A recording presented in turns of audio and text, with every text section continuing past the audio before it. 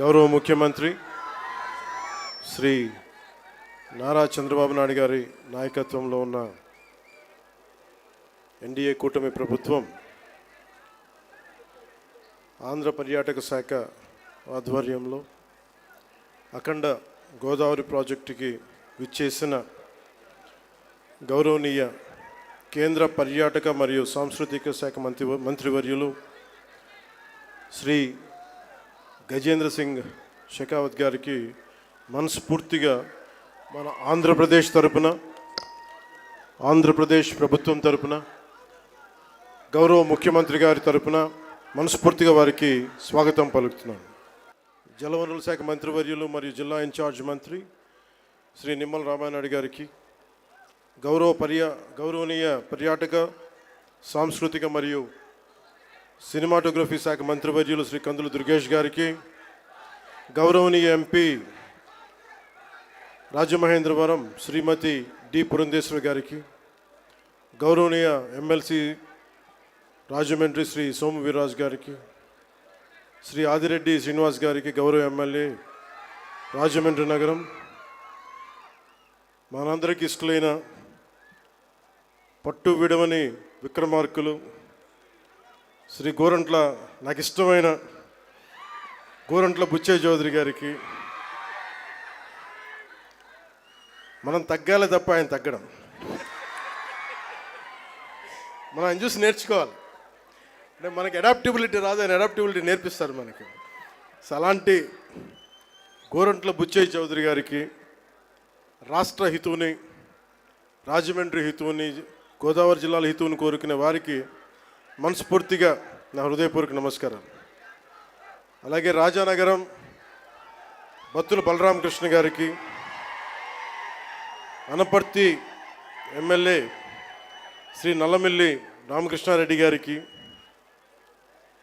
శ్రీ ముప్పిడి వెంకటేశ్వరరావు గారికి, కొవ్వూరు ఎమ్మెల్యే, శ్రీ మడ్డిపాటి వెంకటరాజు గారు, గౌరవనీయ ఎమ్మెల్యే గోపాలపురం, చిర్రి బాలరాజు గారు, పోలవరం ఎమ్మెల్యే, శ్రీ బొడ్డు వెంకటరమణ చౌదరి గారు, chairman Rajamahendravaram urban development authority, Shri Nukasani Balaji గారు, శ్రీ అజయ్ జైన్ గారు, శ్రీమతి పి ప్రశాంతి గారు, కలెక్టర్ అండ్ జిల్లా మ్యాజిస్ట్రేట్ తూర్పుగోదావరి జిల్లా, అలాగే శ్రీ డి నరసింహకిషోర్ గారు, ఎస్పీ మన తూర్పుగోదావరి జిల్లాకి, ఎస్ చిన్నరాముడు ఐఏఎస్ గారికి, జాయింట్ కలెక్టర్, ఇక్కడికి విచ్చేసిన మీకు, మీ ద్వారా గోదావరి జిల్లాల ప్రజానీకానికి, ప్రత్యేకించి రాజమండ్రి ప్రజానీకానికి, సోదరీమణులకి, ఇక్కడికి విచ్చేసిన మీడియా ప్రతినిధులకి, ఎలక్ట్రానిక్ ప్రింట్ మీడియా ప్రతినిధులకి మీ అందరికీ ప్రత్యేకమైన నమస్కారాలు. రాజమండ్రి అనగానే గుర్తుకొచ్చేది గోదావరి తీరం. ఎప్పుడు కూడా ఒక తీరం వెంబడి ఎప్పుడు నాగరికత ఉన్న చోట భాష అన్నీ ఎదుగుతాయి. అలాంటి పరిస్థితుల్లో ఈ నేల ఎలాంటిదంటే, మనకి ఆంధ్రుల అన్నపూర్ణగా పేరుగాంచిన డొక్కా సీతమ్మ గారికి జన్మనిచ్చిన నేల ఇది. కవి మహాభారతాన్ని మనకి తెలుగులో అందించిన మన ఆదికవి నన్నయ్య గారికి జన్మనిచ్చిన నేల. అలాగే ఎంతోమంది కళాకారులకి, సామాజికవేత్తలకి జన్మనిచ్చింది. మనకిష్టమైన బాపు రమణల్లో ఒకరైన ముళ్ళపూడి వెంకటరమణ గారికి అందించిన ఈ గోదావరి నేల. ఇది చాలా సంవత్సరాల నుంచి, చాలా దశాబ్దాల నుంచి ఉన్న కోరిక. ఈ మన హ్యావ్లాక్ బ్రిడ్జ్ ఒక చాలా పురాతనమైంది. దీనిని వాడకుండా వదిలేసాం, దీన్ని ఎలా చేయాలి అనేది చాలామంది ప్రజల ఆకాంక్ష, గోదావరి జిల్లా ప్రజల ఆకాంక్ష. మనం అడిగిన వెంటనే దీన్ని ఒక టూరిజం కింద ఒక మంచి ప్రాజెక్ట్ చేయాలంటే ఈ రోజున ఇది ఒక్క ప్రాజెక్టేగా దాదాపు 430 కోట్ల రూపాయలు పెట్టి 7 ప్రాజెక్టులను ఈ రోజున ఆంధ్రప్రదేశ్ మొత్తం మీద పనులు ప్రారంభిస్తున్నాం. ఈ రోజున దాటి మీద కొన్ని ఏమో ఇవి ప్రణాళికలు సిద్ధం కావడం, కొన్ని ఏమో పనులు పూర్తి అవ్వడం, ఇలా చేస్తూ ఉన్నాం. దాంట్లో ముఖ్యమైనది ఈరోజు మనకి అఖండ గోదావరి ప్రాజెక్ట్. ఈ అఖండ గోదావరి ప్రాజెక్టులో 2024 ఎన్నికల సమయంలో ఎన్డీఏ కూటమి నిర్ణయించుకుంది ఈ రాష్ట్రాన్ని అన్ని రంగాల్లో సమగ్ర అభివృద్ధి సాధించేలా పనిచేయాలని. దాంట్లో భాగంగానే గౌరవ ముఖ్యమంత్రి శ్రీ నారా చంద్రబాబు నాయుడు గారు ఆ రోజు మేమందరం కూటమి భాగస్వాములు అందరూ అనుకొని ప్రతిదీ కూడా ముఖ్యంగా పర్యాటక రంగంలో ఎక్కువగా యువతకి ఎక్కువ ఉపాధి అవకాశాలు ఉంటాయి. అంటే మీరు ఊహించుకొని దీనికే ఈ చేస్తున్న ఈరోజు ప్రాజెక్టుకి ముందుగా స్టార్ట్ అయ్యి దాదాపు ఒక 800 మందికి ఎంప్లాయ్మెంట్ దొరుకుతుంది దీనివల్ల. ఇవన్నీ కాకుండా దాదాపు 4 లక్షల మంది పూర్తయితే 4 లక్షల మంది కనీసం సంవత్సరానికి పర్యాటకుల మినిమం అని, అంతకుమించి పైకి వెళ్ళే అవకాశాలు చాలా ఎక్కువ ఉన్నాయి. దీనికి గౌరవ ప్రధానమంత్రి గారు నరేంద్ర మోదీ గారు ప్రత్యేకించి ఇందాక సోదరి భారతీయ జనతా పార్టీ అధ్యక్షులు శ్రీమతి పురంధేశ్వరి గారు చెప్పినట్టుగా మీరు డబుల్ ఇంజిన్ సర్కార్ అంటే అది పదంలాగా ఉండిపోద్ది. మీకు తెలుసు కదా, మీరు బైకుల్లో, నేను ఎప్పుడు గోదావరి జిల్లాలో తిరుగుతుంటే మీ బైకుల సౌండ్ నాకు తెలుసు కదా ఎలా ఉంటాయి, దారుణంగా ఉంటాయి బైక్ సౌండ్, చెవులు చిల్లులు పడేలా ఉంటాయి. ఎందుకని మీరు కోరుకుంటారు సీసీ ఎక్కువ ఉండాలి, పవర్ ఎక్కువ ఉండాలి ఇంజన్లో అని. పవర్ ఎంత ఎక్కువ ఉంటే ఇంజన్ అంత ముందుకెళ్తుంది. అలాగే డబుల్ ఇంజిన్ సర్కార్ అంటే ఇక్కడ మనం శక్తివంతమైన మనకి ప్రభుత్వం ఉన్నప్పటికీ కూడా కేంద్రంలో కూడా అంతే, దానికి మించి, దానికి 100 ఇంతులు మించిన శక్తివంతమైన నాయకులు, శక్తివంతమైన ప్రభుత్వం ఉంటే మనకి ప్రాజెక్టులు చాలా అవలీలుగా అవుతాయి, వెంటనే చాలా తొందరగా పూర్తి చేయొచ్చు. అందుకనే దీన్ని మనం డబుల్ ఇంజిన్ సర్కార్ అంటే ఆ పదం మీకు అర్థం కావడానికి చెప్తున్నాను. మీ బైకులు గుర్తుపెట్టుకోండి, వేగంతో ఎంత ముందుకు వెళ్తాం, కాకపోతే ఆ వేగం మనకి గమ్యానికి చేర్చేలా ఉండాలి. అందుకని అలాంటి చాలా ప్రత్యేకమైన గైడ్లైన్స్ తోటి ముఖ్యంగా ఈరోజు మనకి విచ్చేసిన మన టూరిజం శాఖ, కేంద్ర టూరిజం శాఖ మార్చులు గజేంద్ర సింగ్ షెకావత్ గారు ఈ రోజున మన స్టేట్కి మద్దతు ఇవ్వటం ఈరోజు మొదటిసారి కాదు. ఈ రోజున మనకి విశాఖ స్టీల్ ప్లాంట్ కూడా మనకి ఈ రోజున దాన్ని ప్రైవేటీకరణ కాకుండా మనం కాపాడగలిగామంటే దానికి ముందస్తుగా దానికి మనకి బీజాలు చేసింది గజేంద్ర సింగ్ షెకావత్ గారు జలశక్తి మినిస్టర్గా ఉన్నప్పుడు. పోలవరం ప్రాజెక్ట్ని, sir I been telling you that how much you have understood Polavaram projects. అంటే పోలవరం ప్రాజెక్ట్ ఆయన మనకున్న, అంటే నిజంగా చెప్పాలంటే నాకు కూడా అంత డీటెయిల్డ్గా నేను అర్థం చేసుకోలేనేమో, కానీ ఆయన being a public servant, former public servant, ఆయన అర్థం చేసుకొని పోలవరం ప్రాజెక్ట్ని వెంటనే దాన్ని వర్క్ చేసి పెడితే, దానికి కావాల్సిన వర్క్ చేసి పెడితే ఈ రోజున ప్రైవేటీకరణ ఆకుండా ఉందంటే దానికి ఆయన వేసిన నాంది అంత బలమైంది. ఎప్పుడు Gajendra Singh Shekhawat ji always wants our Andhra Pradesh to be very progressive, to have a greater development, and he would like all the support which is needed, and he would extend that. This is not the first time, this is not going to be the last time. As long our NDA government continues, the growth will happen in a fast-paced manner. And we are grateful to you, sir. We are extremely grateful to you for the support you have extended.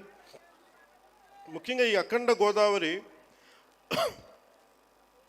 ఈ Havelock బ్రిడ్జ్లో కానీ ఇదే river front అని చెప్తా ఉన్నాం నేను ప్రత్యేకించి మనకి 974 కిలోమీటర్ల కోస్తా తీరం, కృష్ణా నదీ తీరం, గోదావరి, ఇంకా మన మన ఆంధ్రాకి వెళ్తే అనేక చిన్న చిన్న నదులు, నాగావళి, వంశధార, ఇట్లాంటి అన్నింటిలో కూడా ఎప్పుడు నదీ పరివాహక ప్రాంతాల్లో ఎక్కువ మనకి రివర్ ఫ్రంట్ ఉంటుంది. అంటే మనం ఒడ్డును కూర్చొని చూడగలిగే పారుతుంటే దాన్ని మిగతా